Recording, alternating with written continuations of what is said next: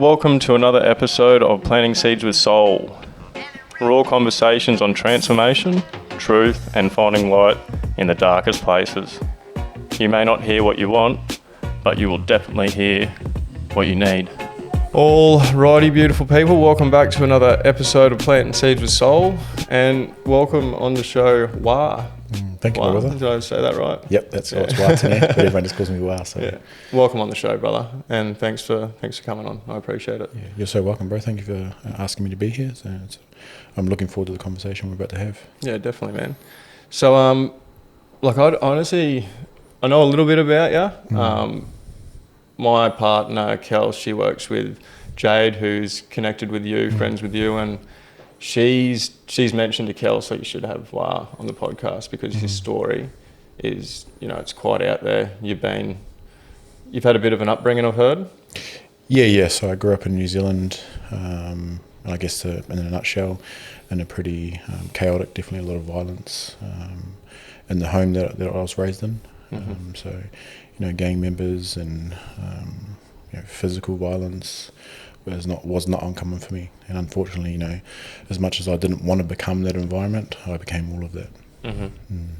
How old were you when all of this sort of started happening? Were you born in New Zealand? Yes, I was born in New Zealand, bro. There's 6 of us, children. We live with our parents, and I always reference now, especially now with the podcasts that I do. I love my parents. I've got a good relationship with both of them, and particularly my dad. Growing up, I didn't have the greatest relationship with my dad, but today I have an amazing one with him. But my dad only knew how to deal with things, with these 2 things, with his fists. And like I said, as much as I didn't want to become all these things that I was seeing or what was being role model to me, unfortunately, I became all of it. What type of things are we talking about? Like, what have you experienced? Yeah, probably more so in relationships, bro. Yeah. My parents didn't have the healthiest dynamic. Sometimes they were happy and they'd laugh, often when they were drunk. There was lots of fighting, there was lots of silence. Us as children walking around on eggshells, we became the communication between our parents. Go and tell your father this, or tell your mother this, and this could go on for weeks sometimes. And it felt really unsafe in those experiences. Like, oh shit, what can we say, what can't we say? When's he going to explode? We weren't sure what was going to happen day to day. And then when I talk about me not wanting to become that, I always see when I have my own family, or when I've got a partner, I'm going to treat them really well. And unfortunately, it was quite the opposite of that, and I became everything that my father was, and that I've seen growing up. So it kind of like rubbed off in a way, eh? Yeah, well, knowing what I know now, I'm a qualified counsellor, and I've been in this work for a good part of 15 years now, supporting other people. A large chunk of that was in a school for boys who have been exempted from mainstream schooling. Over the past 8 years, more so working with men. I've come to realise and understand, why everything played out in my life the way it did. And what was role model to me in my childhood became my programming. 95% of the choices that I make, that you make, that all of us make, are automatic. So now I understand why. And when you truly understand why and the driver of all our behaviours, I think it gives us a high probability of interrupting those patterns and creating patterns that we actually want in our lives. That's why I love that saying. We're not the doer, we're the seer. Because we're just so unaware of the things we do. It's like we do the things that we do. Like, if we're fully unaware of it, we do it. It's like we do the things that we do when we filter through all of the things that we've experienced, all of the programs, if you want to call it like that, and just do the best that we can. Yeah. Now, if we don't have that awareness on things yet, do you think that what you went through has all happened for a reason? Yeah, absolutely. I truly believe that with everything that I am. I support men, and a large chunk. It's probably the scope is widened now, but initially a lot of the men that I was supporting or that felt connected to me were gang members, or men who were in jail or coming out of jail, because a lot of my story, when I shared it, they were like, oh fuck, that's me. Yeah. So we resonated through story, and that I think maybe you can affirm this in your experience. Story is a really powerful connector for human beings, And when you feel like someone else understands your experiences, there's something about that goes, I really want to connect with this person. Yeah, I absolutely agree, man. And I go down and do ayahuasca a fair bit, a few times a year and that. And it's not, it's powerful stuff, that stuff. But I haven't found that the most powerful part. It's the sharing circles after everyone's gone around sharing their experience or sharing, bits and pieces of their journey. And some of what you hear, and, I'm about to hear it, I'm hearing it now, about to hear more of it. You hear stories of people from what they've been through, especially the tough ones, and they're sitting there in front of you now talking like such positive stuff. And it's really powerful, man. Yeah, absolutely, bro.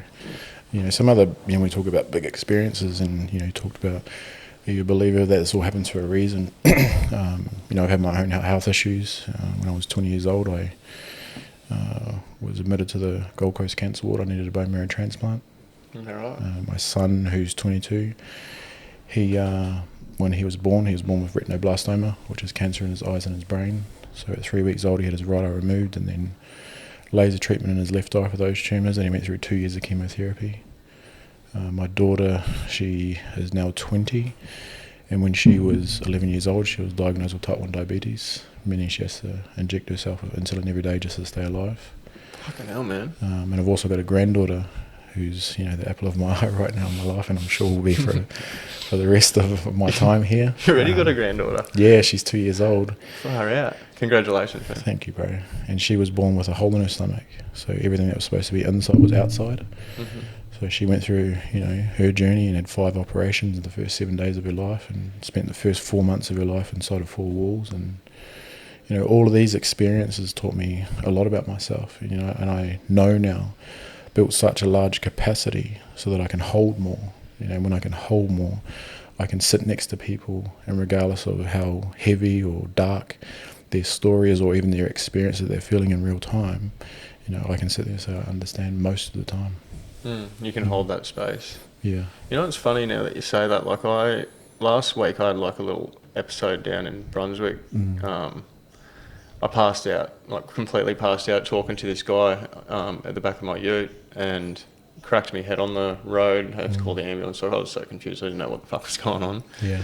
But this dude that I was talking to, he'd recognised me on Facebook, and he's come up to us in such a fucking bad place, man. I don't know if it was just the energy of this dude. I don't know if I couldn't hold the space for him, but he was just he was living in the bush. He had track marks all up his arm, and he started talking about how he just found his dad killed himself and that. And that's sort of when I, passed out. I don't know if the energy of all that, I just couldn't hold it together or not. But I don't know, you just sort of triggered that within me then when you were talking about, what you'd been through. It sort of allows more room for you to be able to hold, people that have gone through some serious shit. Yeah. Yeah. Absolutely, bro. I never say everything, but most things I'm not surprised by anymore. Yeah. And when people share with me, I can hold a really solid, grounded response and a nod. Because I think, when people are going through things, often, and it's conditioning from our own personal experience, but definitely through society, we're looking at other people, am I safe? And a lot of that communication is just simply through body language. Yes, through words as well, but because I've been through a lot personally, but also now held space with thousands and thousands of people, when stories get shared, it's like, hey, I've heard this story 500, 600, 700 times now. And I'm just going to sit here. I'm not here to navigate anything for them. I'm just simply holding the space and the foundation so that they can sit in the foundation to move through whatever it is they need to move through. Yeah, that's it, man. That's exactly how I approach the retreats as well. Yeah. It's not me. We all co-create the day to make it happen, and the space is there for people to go through whatever it is that they go through. I fully understand that we must let people go through their own suffering and figure it out. There's nothing really that we can do except for our presence, really. Yeah, exactly, bro. And if I'm being open and transparent, looking back earlier in this work, there were times that I saved people. And unfortunately, in me saving them, I took that experience away from them for them to learn the lesson they needed to learn. Yeah. So that lesson that they didn't learn and that experience that I took away from them, they're going to have to learn again. You know, and maybe I won't be there next time. So it's like, let people navigate what they need to navigate in that space, and don't take their learning experience away from them. Shows them their true power, don't you reckon? Like Yeah. that they've got it. I agree, bro. I don't want people to be empowered because of WA. You know, I want people to be self-empowered because they done the thing, so that they can not only do it here, but they can replicate that anywhere and everywhere in their lives moving forward. It's powerful stuff, man. Yeah, I think it's it's not the way to support people, but I think it's a really powerful way to support people. And everyone's different too, right? Like everyone goes through their own unique process. What type of processes was it that has sort of enabled you to regulate yourself so well? You're very calmly spoken. Yeah, thank you, brother. That's something that I had to work Yeah. really hard on. You know. Yeah. Sometimes I am, sometimes I'm not. You know, like I guess it just depends on the weather inside, but Yeah, I would say for me, majority I am now, and I would say for a large chunk of my life, majority I was not. So, you know, I experienced lots of dysregulation and you know, a lot of explosions that created lots of hurt and pain, not only in my life, but in the lives of the people that I said that I love the most. yeah. However, you know, when you ask, you know, how is it that you've become this peaceful, this regulated, I would say through practice. But I don't, you know, something that I'm really big on now is I don't wait for the experience where I need to be regulated to go, oh, I hope I can be regulated. It becomes a daily practice. So I'm practicing regulation when I'm already regulated and safe in my own body. Yeah. So that when I actually need the regulation, it's already there for me to go, hey, it's right here, let's go. Yeah. Take it into your day then, eh? Like you start your day with it, and then take it into your day. Yeah, well, we're all of us, you know, I'm a byproduct, you're a byproduct of what you practice. So if I practice just, let's say, for example, 1 minute every day, conscious regulation, you know, that doesn't just stay in that 1 minute. I practice it long enough and consistently enough. Eventually that 1 minute spills into the next hour and the next hour.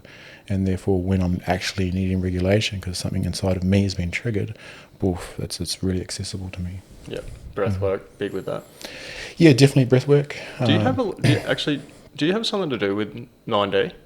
No. So one of my really good friends, Al Ward, he was one of the first dudes to do the facilitation course through 9-dimensional breathwork. Okay. So he brought it into Amend, which is, you know, a men's movement and wellbeing company. Yeah, cool. He brought it in really early, so we were quite ahead of a lot of other people with 9-dimensional breath. It's amazing modality for people to process emotions. Oh, definitely. And people to learn about themselves. But yeah, I would say we were quite early on in the picture there. Yeah. Because of Al. Sorry, man. This thing's just going weird. Yeah, sweet. There we go. What do you... There was something that I was thinking about before with, you know, your family, that you allowing to move past that and process that and not hold hatred in your heart for what had happened. Was it because of an understanding that, you know, your parents, our parents, everyone is born into this, whatever this is, you know, the same as what we are, confused and not knowing what to do with things?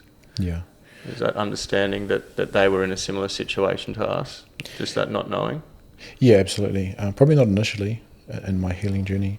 I think the thing that really landed for me is through conversation with a really good friend of mine, and it was around the lines of, you know, blame or ownership. And for a lot of my life I played the blame game. You know, it's their fault, it's this fault, it's that fault, which had me continuously harbouring and holding on to all the hurt and pain, and therefore I'd go out and project all that hurt and pain in my life. But when I had this conversation, you know, a few things landed for me. I was like, oh, fuck. Okay, if I start to take ownership and even go as far as extreme ownership, okay, that also means I get to take my power back. Now I get to choose what I want to do with all of this. And when I started to process all that hurt and the pain, my life and the lens of life started to look just a little bit different. I was like, oh, I kind of like this. So I continued that. And a big part of my journey, bro, was when I actually started to help men.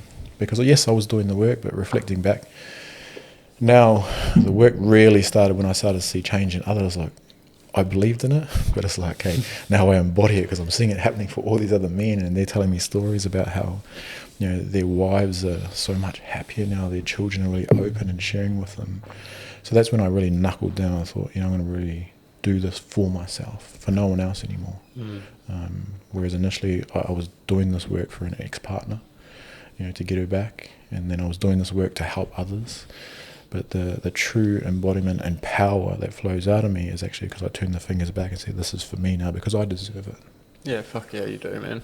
I love that. Yeah, thank you. Change yourself, change the world, eh?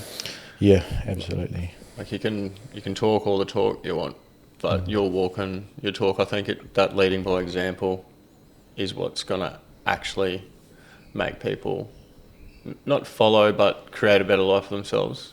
Yeah. I'd never want anyone to follow me. I'd want them to realise that they can create whatever it is that they want to create, Yeah. Maybe they can find some methods in the things that I do, that you do, a lot of the things maybe, but then they can use those things to go out and create whatever masterpiece that they want. Yeah, I agree. I've found I was consuming a lot back in the day, a lot of drugs and just bad shit. Listening to bad shit, looking at bad shit, eating and drinking, and that's why I was so unhappy, because I was consuming all the time. I wasn't actually creating anything. Yeah. We're creative. We're all God. We create, don't we? Yeah, I agree. We're either creating from hurt and pain, or we're creating from love and abundance. And again, for most part of my life, I didn't realise I was the creator of everything. And the example I'll use, and I'm not going to share any names, but I've been in 3 serious relationships, and one of those relationships, my partner was unfaithful. And for a large chunk of my life, I was like, fuck, she did that. Knowing what I know now, I take a step back and go, fuck, I actually created that. Yeah. And I say to people, imagine being with a man who was very dominant in his energy, and not in a healthy way either, and was constantly asking who's texting you, who's doing that, why is this happening, threatening people. Eventually you feel so small, like you're not being heard or listened to, that you don't even know who you are anymore. And then you're out living life and someone listens to you, or someone hears you, and you're like, I don't even know why I did that. I knew it was wrong, but I did it anyway. I pushed her so far into the corner that I played my part in creating that. And the beautiful thing about that is I take full ownership of that, which means when I took full ownership of that, I get to change those hurt parts of me, so I no longer recreate that again. And she's just as accountable on her journey for... Yeah, absolutely. You know what I mean? Like, yeah. I know it sounds weird, where I take it as far as, like, I know that I'm fully accountable for my choices. Even when bad things have happened to me, even at the start of my journey, people can be like, you're fucking young, like how nothing bad did happen, but I've had conversations with people that have been, sexually abused and all that type of thing. And I always say, what if you chose to come down here? Because I think, I chose to come down here for a reason. Like to think that anyway. Yeah. And that sort of makes me realise, well, if I chose to come here, you got to be ready to experience what you got to experience. You got to try and react to it the best you can and overcome it in a way the best you can. Yeah, I agree. The way I look at it is like, hey, whatever's happened for me in my life, I'm going to take responsibility for my parts. If people want to take responsibility for their parts, amazing. If they don't, I can't control that. That's right. So I'm not going to give any energy to that, because if I'm giving energy to that, it's taking away from my responsibility in the parts that I played. Yeah. Yeah. Choose what you give your energy to, eh? Yeah, and I do my best to be in practice of, giving my energy to what I can control fully. And there's only one human being in this world that I can control 100%, and that is me. I've got 3 beautiful children. I can't control them 100%. I've got an amazing partner. I can't control her 100%. And the fact is, I actually don't want to control them at all. Yeah. I want them to know who they are and make their choices from who they are and what they're wanting in life. And then we get to look up and go, okay, who you are being and what you are choosing, are we aligned? And it's like, yeah, we are, 100%. So now we're in full commitment and practice of I'm being me and you're being you. It's a hard one to swallow sometimes, eh? Yeah. Look, I still get caught up going, probably less with my partner, because we've got a really beautiful and safe foundation to just be all parts of us. Even those parts that I used to hide, well, I don't want the world to know about that. Yeah. She's my best friend, and I share absolutely everything with her. Yeah, it seems like, from what I've seen, you've got a good relationship, man. Yeah. Deeply in love there. Yeah, and we've got some really strong but simple practices that create this really safe foundation for us to be in full expression of all parts of ourselves. But coming back to that control, I see it still showing up with my children. And it comes from a place of love, but it also still comes from a place of fear. It's like, I don't want them to experience that fucking hurt and pain that I did. Yeah. So then my fatherly instincts are like, control. Yeah. Tell them what they need to do and don't let them do that. And unfortunately with my kids, they're all very strong-willed. If I tell them not to do something, they want to go get burnt and then come back and tell me the lesson. Yeah, So. definitely the same, man. How is it that you go about it? What kind of conversations do you have with them when these sorts of triggers come up for you? The biggest thing, bro, well, there's two things, but the second part is the biggest thing for me. The first thing is, okay, something inside of me is going on. Before I try to go navigate with them, I've actually got to navigate this. And I'll give you an example. If I didn't navigate this first, often I would take away what they're experiencing and I'll deal with it, and most of the time that was going to deal with it physically. So they've been hurt in whatever way, and they've come to me for support, and I've absolutely bypassed them. They've not had a safe space and gone and created more hurt out in the world. Yep. So it's more about going, what's going on for me, and then secondly and most important for me is be the master of listening. Because when I'm listening, I can actually create a space for them to express and explore what's been going on for them. And for most people, when we're able to express and explore, it dissolves all the trigger or what's actually going on internally for us. And then when we get to the next step in this process, it's like, hey, what do you need from me? Because then now I'm meeting them what they need from me, as opposed to what I thought that they needed from me. So really simple, but really powerful, but something I've had to be in practice of before the actual experience. Otherwise, the times that I wasn't in practice of it, I would just revert straight back to what I knew. Do you ever look into that future a little bit of things that can happen, with family or anything, and sort of play out how you're gonna? Because I know my triggers very well, and sometimes when things are happening in my life, I'm like, this can happen that way. I know that that's going to fuck me off. That's going to really trigger me. And I think about how I'm going to let that how I'm going to welcome that trigger and actually process it and feel it, so I don't act on that impulse as well, because my impulse would be destructive also. Yeah, I would say for a large chunk of my life, to answer that question would be yes, and probably now more so no. And it's because I have such a belief that whatever shows up in my life, I can actually navigate it from a regulated place. I know my two biggest triggers, but even so, I still think my regulation would take over, as opposed to old triggers wanting to show up and go and do what I used to do. So I feel really confident in my peace, and I feel really confident in my awareness of what's actually going on for me.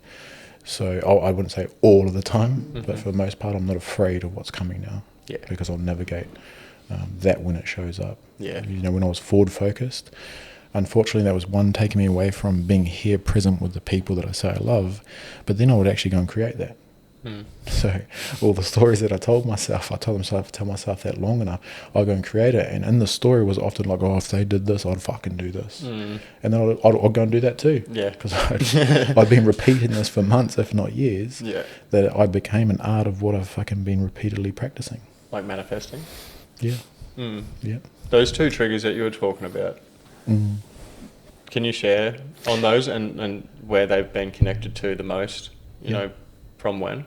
Yeah, so it's my children, and I always include my granddaughter and my children, and then my partner.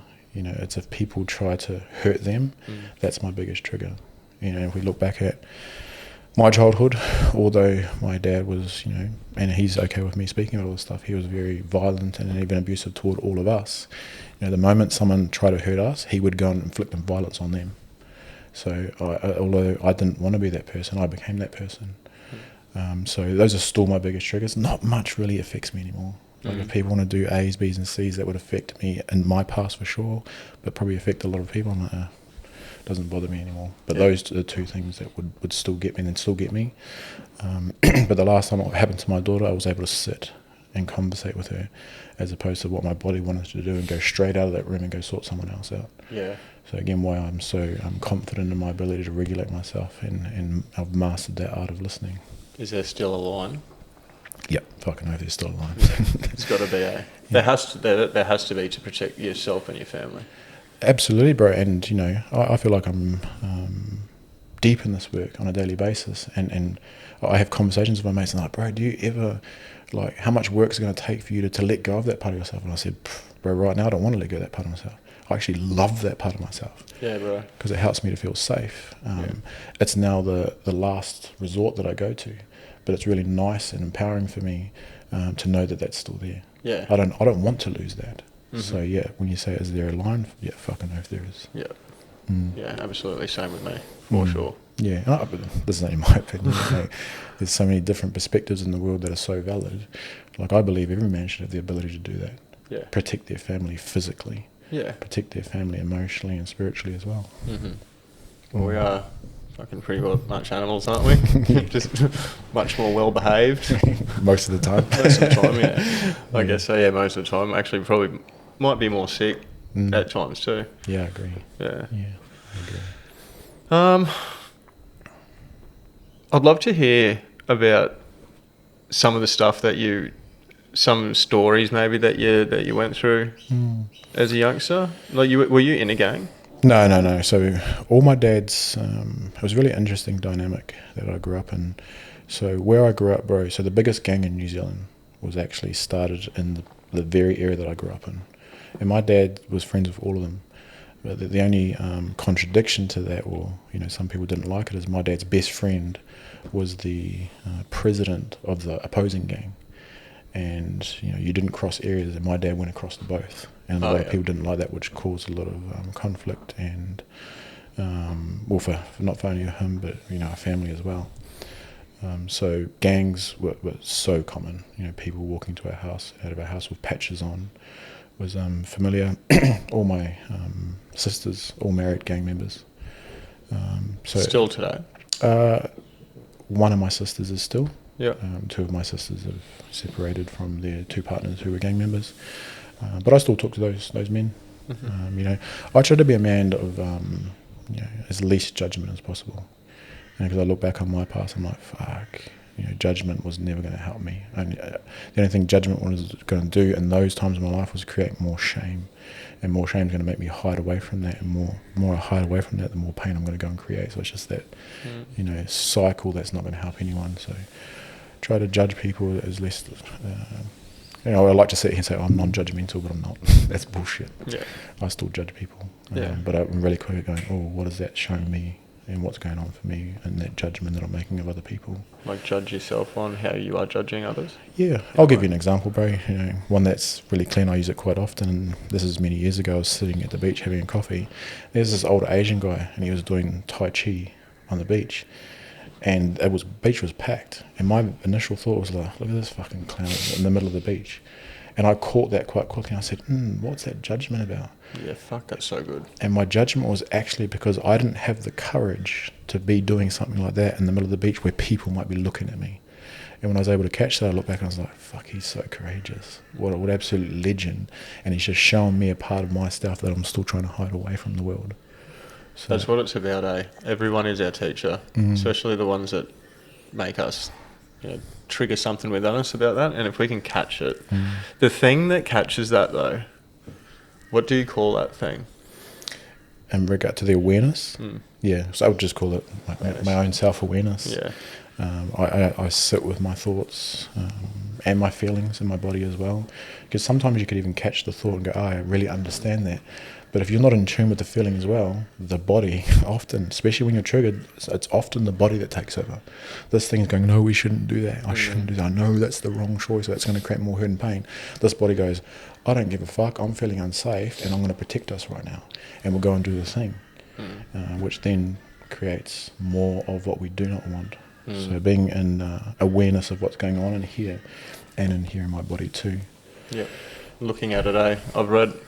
It's actually what I wrote my ebook about, like being able to notice things, understand that I understand that I'm the noticer of things. Like I can notice my thoughts, I can notice the way that I feel if I tap into it, if I'm regulated and all that type of thing. Like I can sit in the seat of pure awareness. Not all the time. Like my mind takes that noticer or that awareness away sometimes, but then I can catch myself as well. And I'm like, I'm getting taken here, and bringing myself back to where I actually is.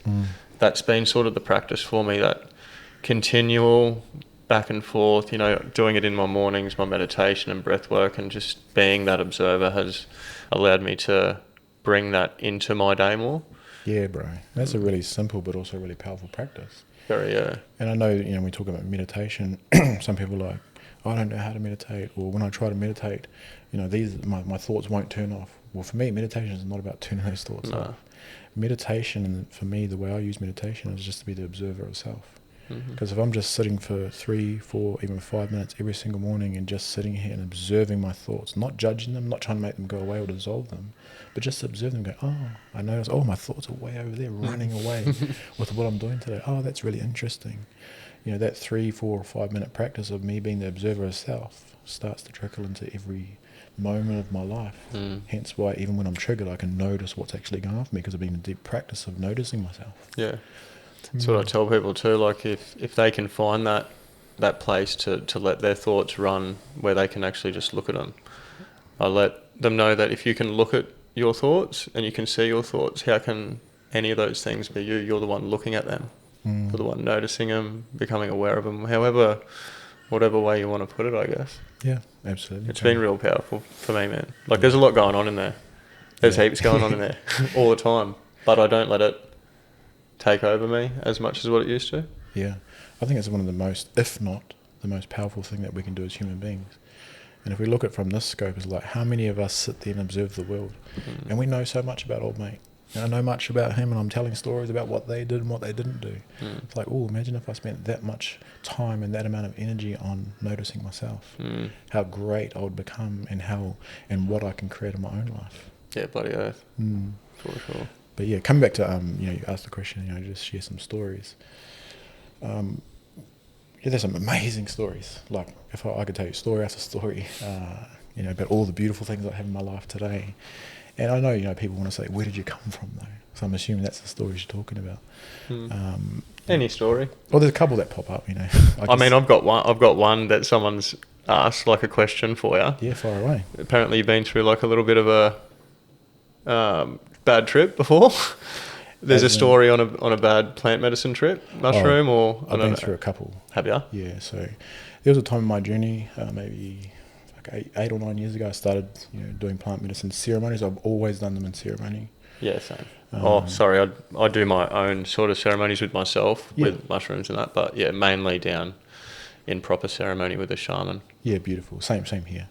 But I've been, the last ayahuasca journey I done, I actually got told very clearly that plant medicine, I'm done with plant medicine for now in my journey, and there's no more. And unfortunately, I went back and did another mushroom ceremony.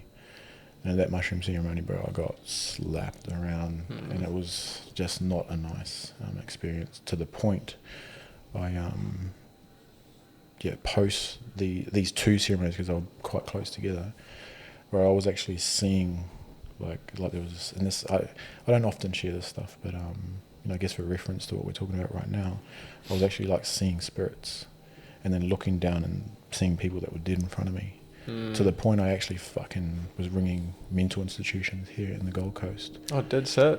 Because this wasn't well. So I guess as I'm sharing this, I'm like, oh, someone needs to hear this. You know, plant medicine is a beautiful modality to step into, but ensure that it's been done in a really fucking safe way. Oh shit, yeah. I would never ever lead anyone to be like, I wouldn't even give anyone any unless I knew what they were actually doing, like the intention for them, or anything like that. But right environment, right conditions, right facilitator, people to take you on that journey, and they gotta be legit themselves. Like, I understand, like, did you feel like the plant medicines were like they actually told you, like, you're done with plant medicine, you went back for another try? 100%.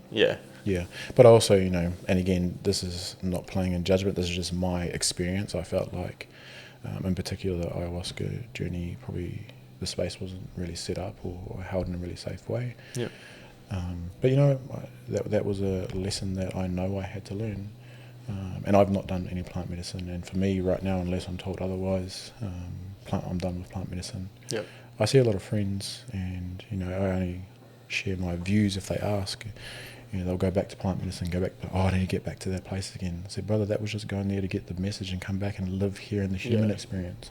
You know, there's a time when you go back to that realm, but it's not now. And you just learn to lesson, but you keep going back to try to get back to whatever it is you were there doing in there. Not integrating here. It's like integrate back here. Just like the work that we do with, you know, whether it be counselling or breath work, or it's all to learn something about ourselves so that we can integrate it. Yeah. I'm not going to keep going back to counselling and having the same conversation for 2 years. You know, that's right. That's such a good way to put it. Yeah, which is what a lot of people are doing with plant medicine. But again, less of my judgment and just observation of that's your journey you're going on right now. Yeah, things do become a bit of a fad. Yeah, I agree. Yeah, so for sure.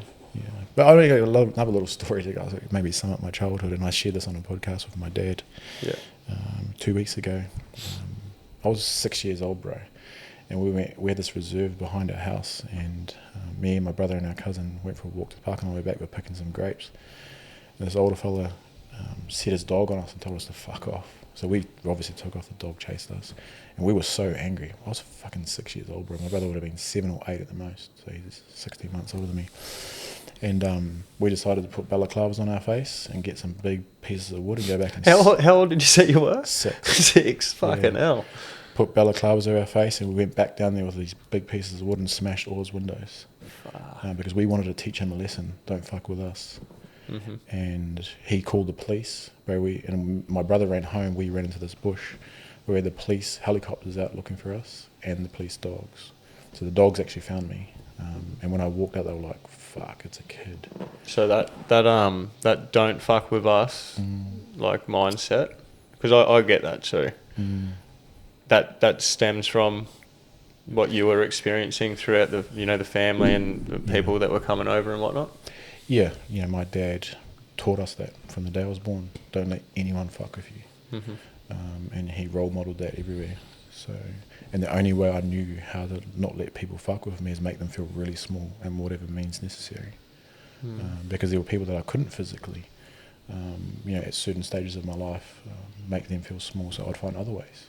But there was no lengths I wouldn't go to ensure that person felt small. But, knowing what I know now, what I actually was looking for was I just wanted to try to feel safe.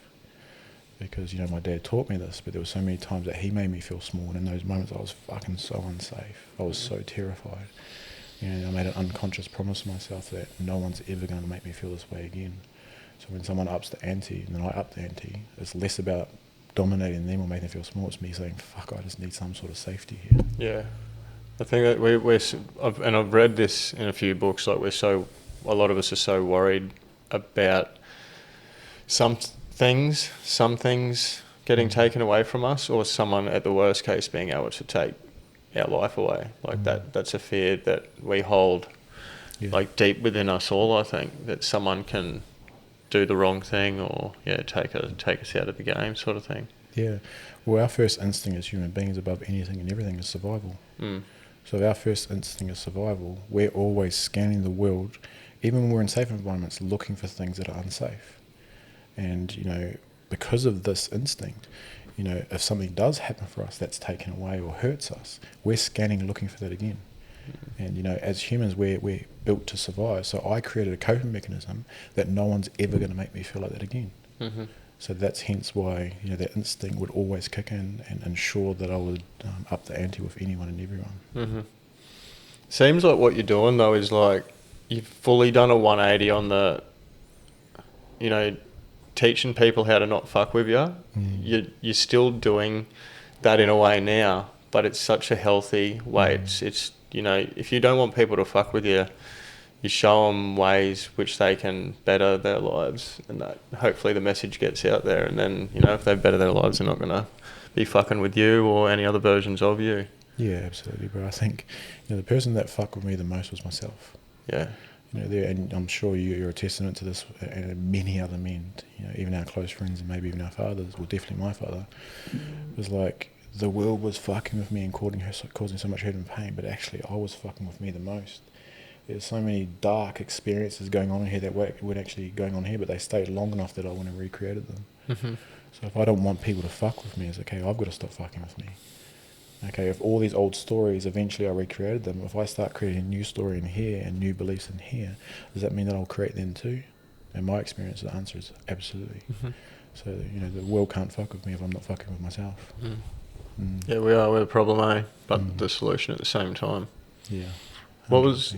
Did you fucking, like, have a moment? Like, I know that I've had plenty of moments, which has allowed me to... There's been, like, a big shift in my life, and that was, I guess, the shift from me not wanting to be here anymore to becoming a person that actually wants to stick around and do the same sort of work that you're doing, you know, be of service in whatever way that we can. But was there, like, a big shift? Like, I found I had some pretty full-on supernatural type of experiences throughout my shift. Yeah, probably not so much. I've definitely had some supernatural experiences that were powerful, but didn't create big or long-term shifts for me. Mine were more definitely human experiences. My son being born with retinoblastoma, cancer in his brain and his eyes. I remember clearly, you know, where the surgeon came out because they put him to sleep, and it was before he was diagnosed. And she came out, and the moment she said it, bro, it's like this. My whole, you know, you watch a movie and it's like everything just goes blank and everything's very slow. I didn't hear anything, bro, from that moment she told us. I could hear like waffles and all my family there, and I just, because at the time I didn't want no one to see it. I was weak and tears started running down my face. So I put my sunglasses that were on my head straight on my face, and everything went black. And so you didn't know prior? Nah. No. So he was 3 weeks. We went to a doctor. They flew us straight to a hospital because they knew what it was, but we had to confirm it. We were all sitting there anxious, thinking it was this, and when it was confirmed, my world just went blank, bro. And I just sat there, and everyone was trying to talk to me, and I don't recall anything anyone was saying. But you know, when you talk about moments, you know, that moment was really fucking painful and tough, and it actually shifted me to say, fuck, man, I can't keep doing this. And although the shift didn't happen immediately, I look back on my life now and go, fuck, that changed me. Yeah. That shifted me. And I needed something that big to shift me, bro. Because, you know, I didn't care about myself because people would show me not to care about me. So why should I care about myself if the people that are supposed to love me don't care about me?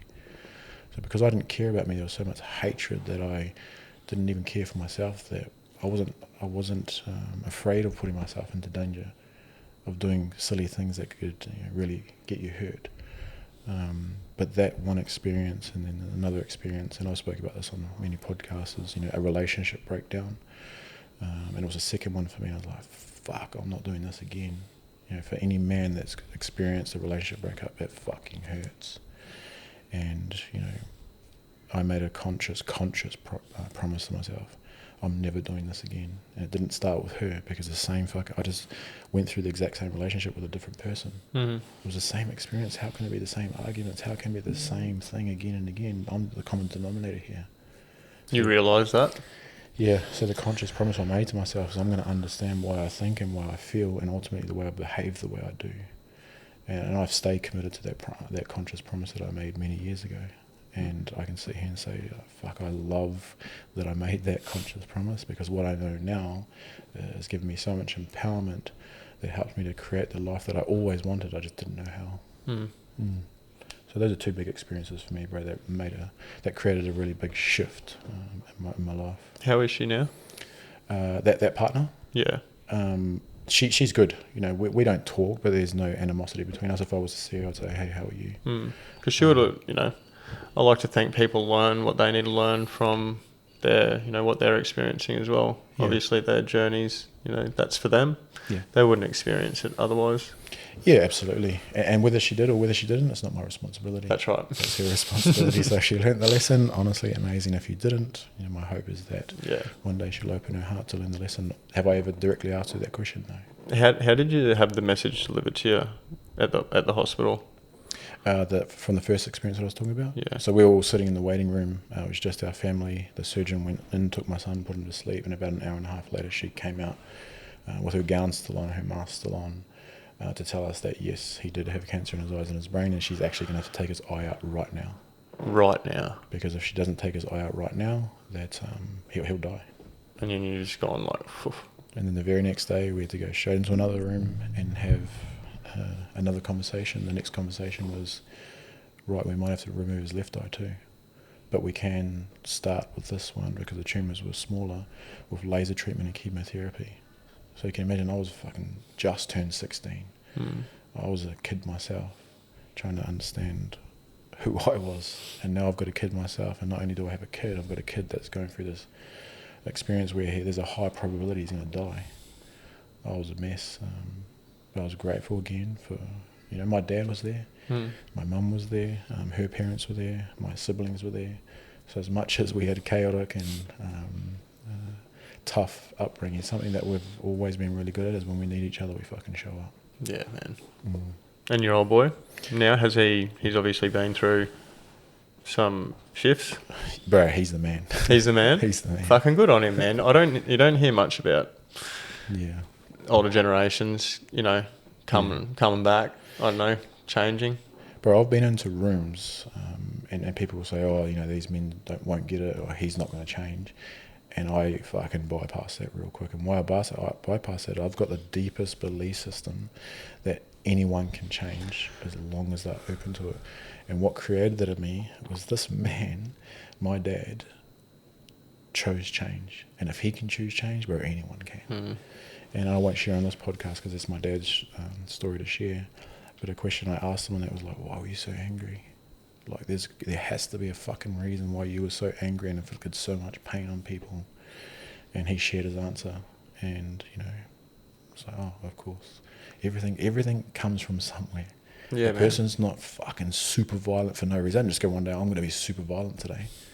There's a core that's driving that. And when someone is excessively violent, okay, there's excessive hurt and pain there somewhere. So, do you reckon it always has to come from childhood? Do you believe in we may bring things here from that world of the unseen? Oh, there's a couple of things here. I'll speak to it. I try to keep things as humanised as possible so that I can stay connected to the masses. Reality. Or reality. Yeah. But I think what we're talking about now, that other realm is part of reality. And I've had, supernatural experiences that confirm that for me. Through my experience, when you start to speak, only speak about that stuff, people are like, fuck, he's full of shit. He's lost it. And I don't believe that people have lost it because I think it's all part of this human experience. But I like to keep things as humanised to stay connected to as many people because we're on a human experience right now. Yep. Maybe when we go to the next level or the next phase, it's all about that spirit. So it's like, oh, let's connect to that and less about the humanness. But I think all of it is encompassing and it's all relevant. But coming back to, my dad, him changing helped me to believe that anyone can change. So, well, if you didn't, it'd just be another limited thought, eh? So that's what's limiting us? Yeah, well, every one of us has limiting beliefs. So no, I don't have any limiting beliefs. Well, we're human. And if we come back to that survival instinct, scanning for safety, which means I'm always going to have a limit. But for me to press past my limit, I must expand my capacity to hold more. And this is something that I'm really big on. Is like my nervous system must have the ability to hold more if I want more. I wanted more in relationship. I wanted to have this loving, peaceful relationship. I didn't have the capacity to hold that.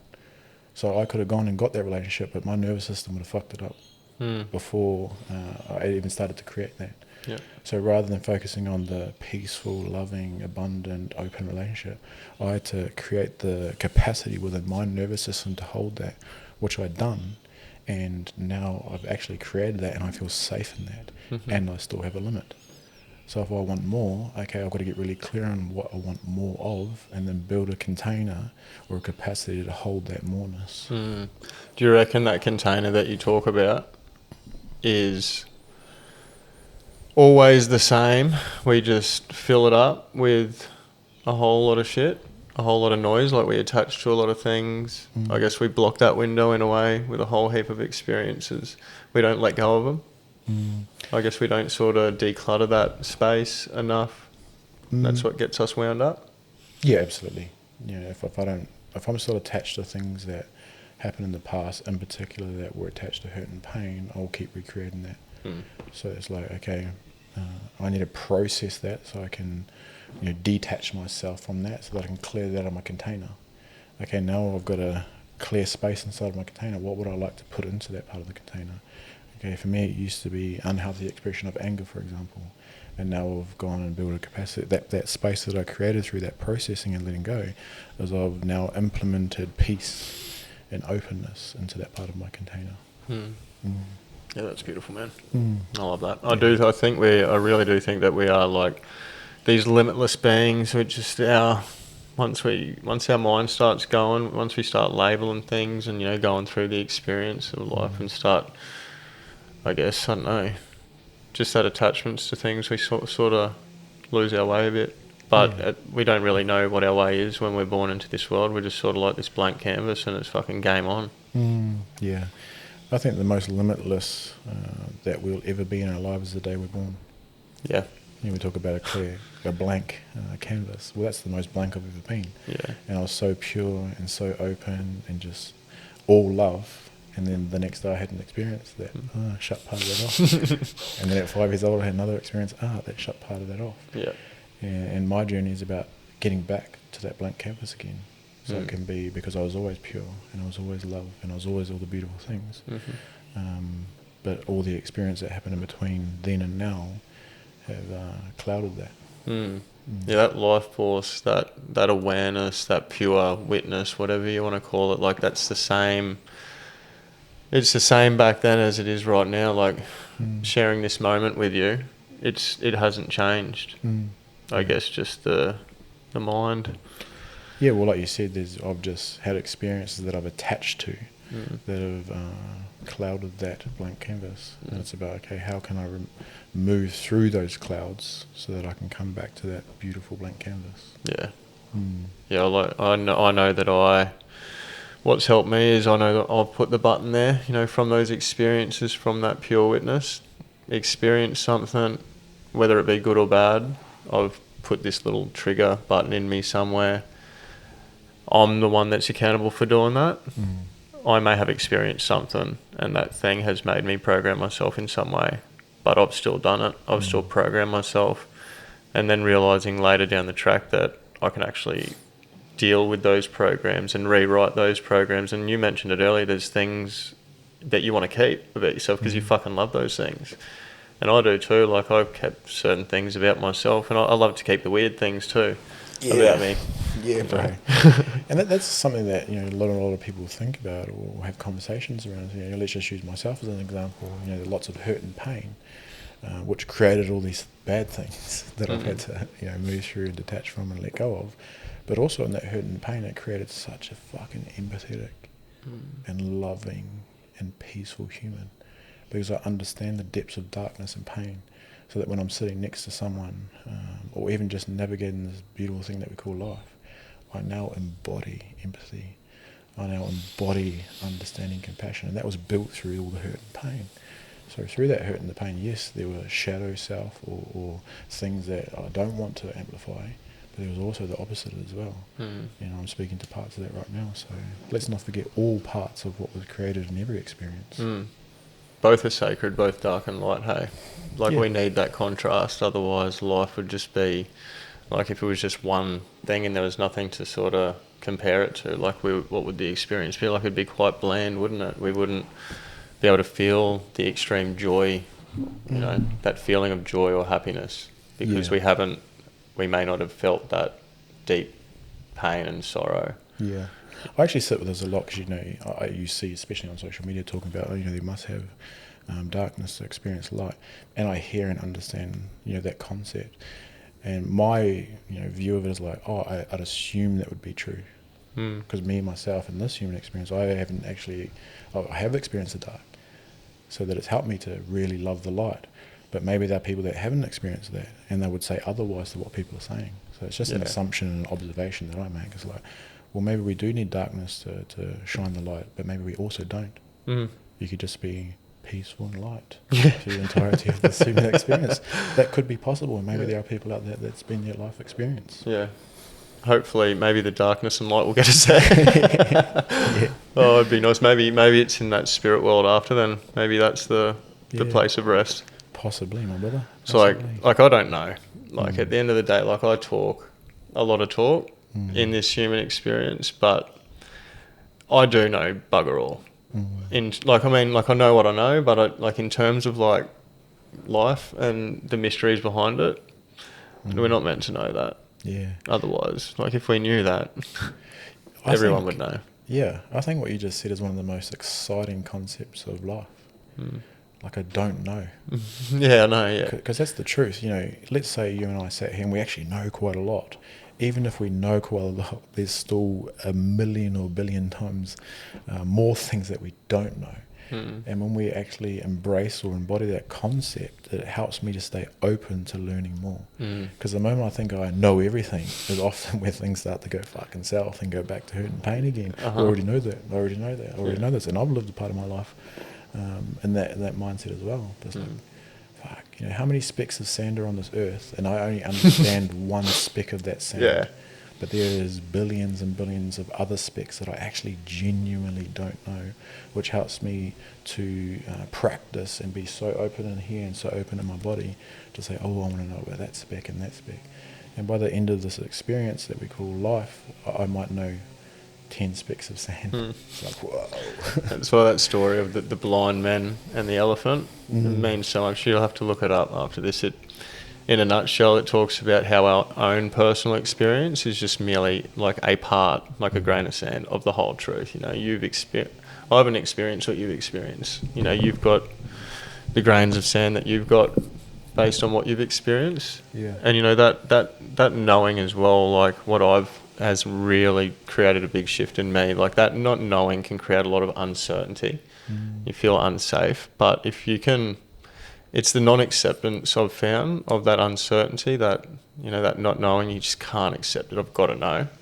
That's what creates a lot of anxiety and depression, just bad thoughts, bad feelings in life. But if we can accept that not knowing and that uncertainty and just go with the flow, like it literally turns life into that excitement and into that adventure. Yeah. Most people, they're not actually afraid of what they don't know.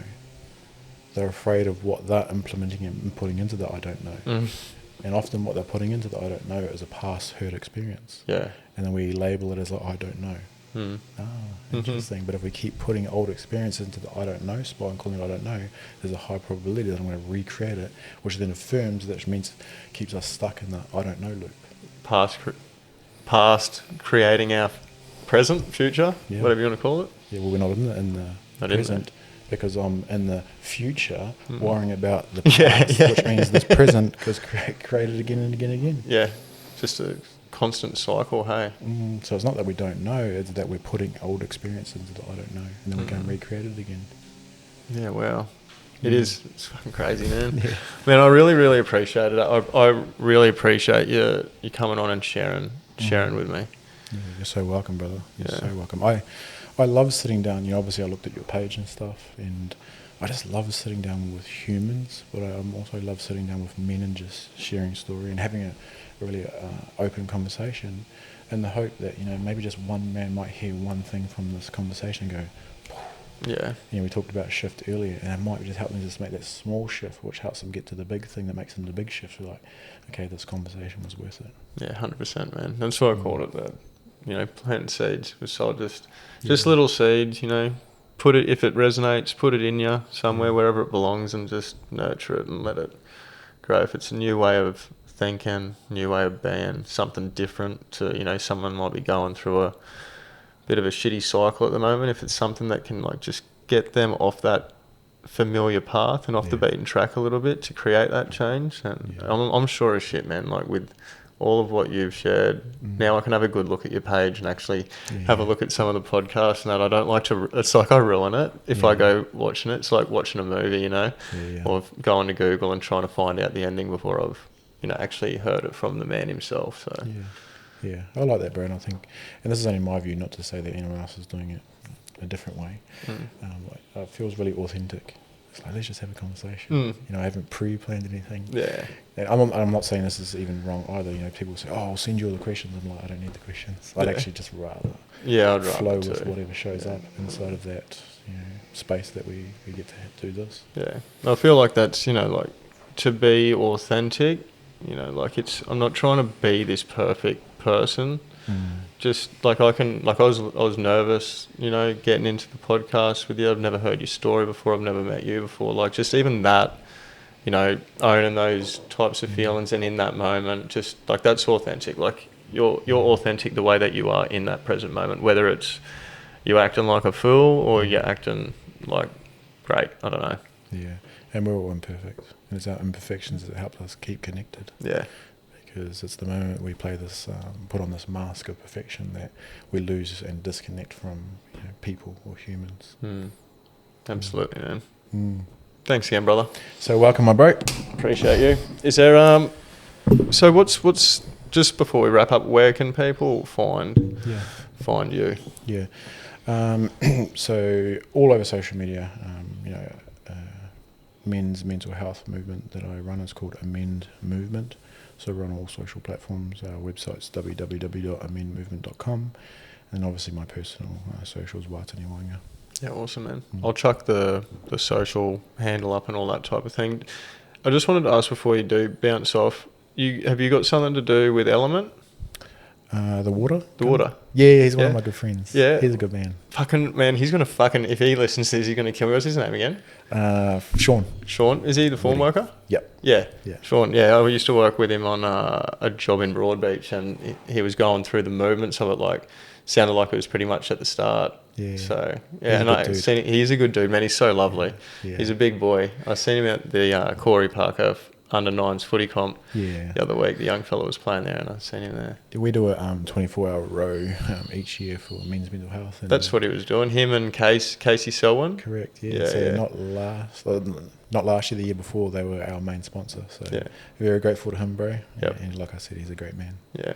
So good stuff, man. Yeah. Small world, eh? Yeah, bro. Yeah, absolutely. All right, guys. Hope you've enjoyed that. Thanks again, brother. Appreciate you very much. Sweet as my bro. All right, guys. You take it easy, and we'll see you on the next one. See ya.